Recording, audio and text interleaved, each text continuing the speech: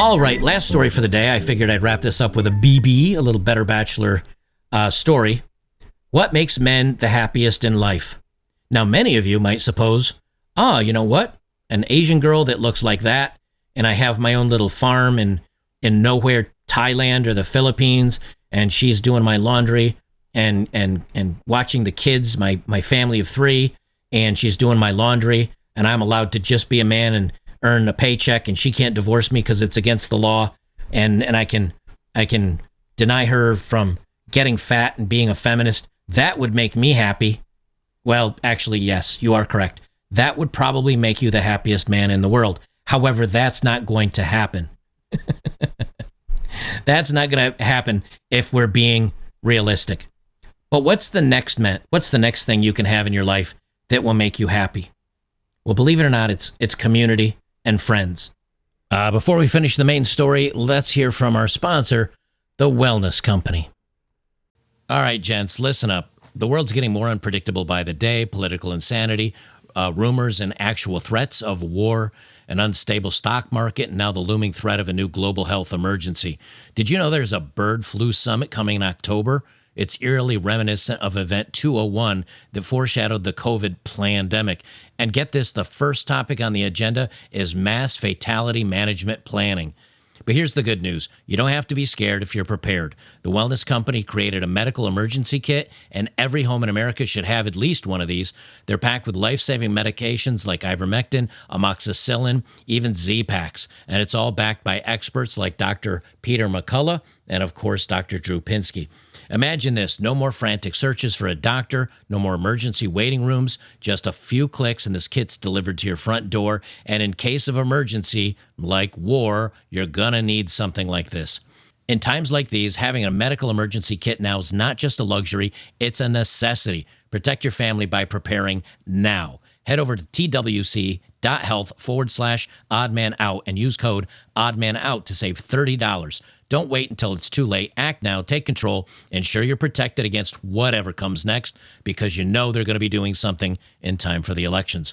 That's twc.health/oddmanout and use code oddmanout to save $30 and get free shipping right now. This is from the Harvard Gazette, and this is an 80-year-long study. Good genes are nice, but joy is better. They said a Harvard study, almost 80 years old, has proved that embracing community helps us live longer and be happier. Now, I know many of you guys out there are going to say something funny like, I don't want to live that long anyway. But the whole point is your years that are here are more meaningful and they're happier. They said when scientists began tracking the health of 268 Harvard sophomores in 1938, during the Great Depression, they hoped the longitudinal study would reveal clues to leading healthy and happy lives. They got more than they wanted. After following the surviving Crimson men for nearly 80 years as part of the Harvard study of adult development, one of the world's longest studies of adult life, researchers have collected a cornucopia of data on their physical and mental health. Of the original Harvard cohort recruited as part of the grant study, only 19 of them are still alive, all of them in their mid-90s. Among the original recruits were eventual Presidents John F. Kennedy, that did not turn out so well for him, and Washington Post editor Ben Bradley. They say women weren't in the original study because the college was still all male, back when it was good. They didn't say that, but I did. In addition, scientists eventually expanded their research to include the men's offspring, who now number 1,300 are in their 50s and 60s, to find out how early life experiences affect health and aging over time. They say during the intervening decades, the control groups have expanded. In the 70s, 456 Boston inner-city residents were enlisted as part of the study, and 40 of them are still alive. More than a decade ago, researchers began including wives in the Grant and Gulick studies. They say over the years, researchers have studied the participants' health trajectories and their broader lives, including the triumphs and failures in careers and marriage, and the findings have produced startling lessons, and not only for the researchers. They say the surprising finding is that our relationships and how happy we are in our relationships has a powerful influence on our health. But here's the big key. It's not romantic relationships. It's just having good relationships. They say close relationships more than money or fame are what kept people happy throughout their lives, the study revealed. Those ties protect people from life's discontents, helps delay mental and physical decline, and are better predictors of long and happy lives than social class, IQ, or even genes. That finding proved true across the broad meaning among both the Harvard men and the inner city participants. The researchers also found that marital satisfaction had a protective effect on people's mental health, and part of the study found that people who had happy marriages in their 80s reported that their moods didn't suffer even on the days when they had more physical pain. But, and this is important, but those who had unhappy marriages felt both more emotional and physical pain. In other words, if you do have a good marriage, you're well off. But if you have a bad marriage or one that is not doing very well, you're actually worse off than the people that were still single. And they also say that it doesn't matter if, let me see if I can find where they say it, because they say it doesn't matter if it's a marital relationship or a romantic relationship, it's just a good relationship. And I don't see that in here, but I did read it earlier. I just don't want to keep reading over the same thing. So a big takeaway from this is it doesn't matter if it's a romantic, it doesn't matter if it's a female, if you just have friends, if you have people you like hanging out with and people you laugh with and people you're spending time with, that matters more than anything else. Here, this study that they have on the blue zones, which is, it's pronounced Moai, the tradition is why Okinawan people live longer.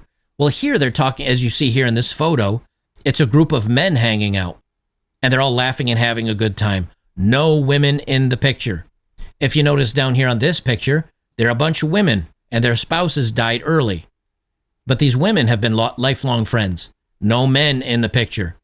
It's not about a relationship per se of man and woman. It's about a relationship of just having friends. And if you think about it, who are the people that genuinely listen to guys? Who listens to men more than guys? If you have a problem and you try to complain to a woman, she doesn't like that. If you cry in front of a woman, she doesn't like that. If you struggle or have breakdowns or need to maybe get some advice, a woman's not going to give that to you. Who is? A guy. If you need advice, guys are happy to give advice because we think alike. It's not just moral support of, oh, you'll be okay, King. It's also, have you tried this? Have you done this? Have you maybe changed this? It's actual real advice. What happens when a guy is struggling and he's down on his luck and he starts crying? All his other friends call him a fag and make fun of him. And then they take him out to a strip club to look at titties and have fun and have a good time. And to kind of get his problems off those issues. It's different than how women would deal with it, but it's also the healthy way of how men can help other men when they're down and still be manly about it. Maybe that's the best way to put it. So they say oh, by the way, did I happen to mention I do have a little bit of a discount on Odd Man Out over on betterbachelor.locals.com to join a great community of like-minded men where we watch movies and sports events together because we're all so great guys over there. Anyway, what was I saying? So they say the Moe, this tradition is why Okinawan people live longer and better. They say a group of lifelong friends. That's not marriage. That's not boyfriend. That's not girlfriend. It's a group of lifelong friends. They also say a social support group that forms in order to provide varying support from social, financial, health, or spiritual interests. Elders in Okinawa, Japan, one of the original Blue Zone's longevity hotspots, live extraordinarily better and longer lives than almost anyone else in the world. Moai, one of their longevity traditions, are social support groups that start in childhood and extend well into the 100s. They say the term originated hundreds of years ago as a means of village financial support system. Originally, Moais were formed to pool the resources of an entire village for projects or public works. If an individual needed capital to buy land or take care of an emergency, the only way was to pool money locally. Today, the idea has expanded to become more of a social support network, a cultural tradition for built-in companionship. So these guys, these Moai, or this way of life, they live well past 100 years. They call them blue zones because old people have blue hair. And many of these live well into their 90s and even well into their hundreds. And they're not in some hospital bed, unable to move and unable to get around. They're still part of the community. And they take focus on health, activity, friendships, having a job, such as gardening and producing food. It's staying important. It's staying busy. It's staying around other people that think like you. Ironically, and I've said this many times before, it's one of the reasons why I do eventually want to get a men's retreat. I'm still saving. Land around here is skyrocketed, but I still do want to do a men's retreat. And maybe you can't, I don't know, live with everybody at the men's retreat, but you can come and visit people and see like-minded men and get advice and have community. And then you can also hang out with those people and keep in touch on other ways, usually either by texting or by places on the internet. Like a web page or something, like betterbachelor.locals.com. So they say, in small neighborhoods across Okinawa, friends meet for a common purpose, sometimes daily and sometimes a couple days a week, to gossip, experience life, and to share advice and even financial assistance when needed. They call these groups their moai. Traditionally, groups of about 5 young children were paired together, and it's then that they made a commitment to each other for life. As their second family, they would meet regularly with their moai for both work and play or to pool resources. Some moai have lasted over 90 years. Now, obviously, we weren't paired up as kids, but you can pair up in adulthood. You can get, like, I need to get on a diet. It's easier if every day your friends are calling you lard ass and giving you a hard time for eating like crap. It's easy when you've got somebody that maybe is a local friend or somebody that you're hanging out with that says, hey, come to the gym, man, come hang out with me. I want to show you a new workout. It keeps you healthy when you've got a buddy that says, hey, I'm going to go watch a sports game down at the bar. You want to come join me? We'll have a couple of pints and have some laughs at the world. It gives you, even though it's very small motivation, it's constantly having something to look forward to almost every moment of your life versus sitting somewhere and feeling sad and bad and feeling like you're alone. They go on to say, they're talking about these ladies. The youngest is 77 years old, and a couple of them are well over their hundreds. They say each member knows that her friends count on her or him as much as they count on their friends. If you get sick or a spouse dies or if you run out of money, there's always someone to kind of step in and give you some help. And again, if you have a large group of friends or even a small good group of friends in an area, that's pretty meaningful. You don't need a large group, and you don't need somebody that's, what's the word I'm looking for? Like somebody that's your bestie forever. You just need people that have, like-minded goals, and somebody that if you want to do something, you go, I'm bored, I wonder what so-and-so's up to. And you need a few of those because then if one or two of them aren't free, you've got 3 or 4 that you can reach out to. The thing that I found surprising is one woman was still spry, energetic. She cooked and gardened, and she's 104 years old. This is kind of based. After lunch, she read comic books or watched a baseball game on television and then took a nap. Neighbors stopped by every afternoon, a couple days a week. These 4 women just hung out, and they've been, and here her spouse had died 46 years ago, and she's been single since then. And they just have a good network of people. Their rules to happy, healthy life: experience less stress. You get that by venting, by chilling, by hanging out with friends. Be happier. Again, friends. Live longer. How do you do that? Friends, eating well, working out. They have another article on how to live longer, and I looked into that one, and it was pretty much like, have reasons to get up in the morning, have goals, have hobbies, have people you care about.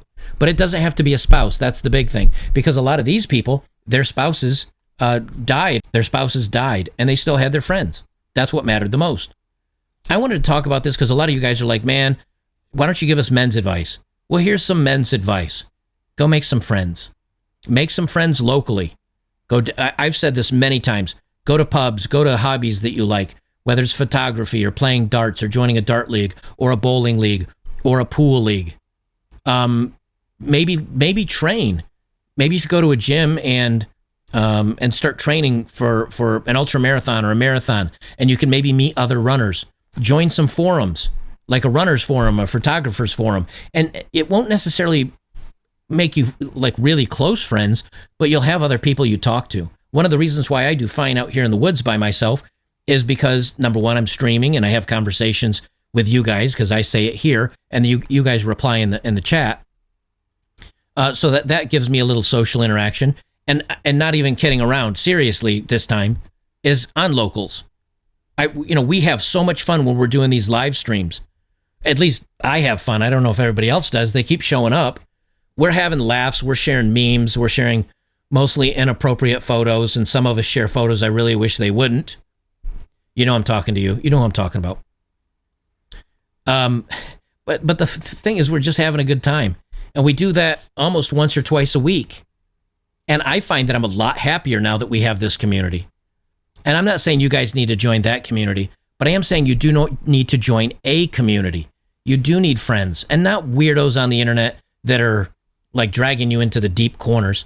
I mean people that want to talk about your interests, whether it be soccer, which is football, or baseball, or whatever, or movies, or video games, or just bitching about the world. It can be fun. And I find my social interactions on the internet with people that I've gotten to know and that I communicate with, whether it's on Twitter or whether it's on locals, is enough to keep me happy. If you took away my computer tomorrow and I was just out here in the middle of the woods with, I don't know, a regular video game where I couldn't communicate with people, I go crazy. It's not the games on my computer that keep me going. It's not the music or the podcasts that keep me going. It's the communication with other people. It's being involved in communities. It's having a hobby. All that will make you much happier. So I tell this to you guys. So hopefully you find a community locally as well as maybe online that you feel you can be a part of. It will change your life. It doesn't mean it'll turn it upside down, but it will change it for the better. And it's just one step in many that you can take to maybe turn things around for yourself or get advice. You know, that the forums and no matter what forum you're on can really make a big difference. So I just wanted to put that out for you guys today to just put a little thought out there to go find like-minded people. You'll be a lot happier if you do.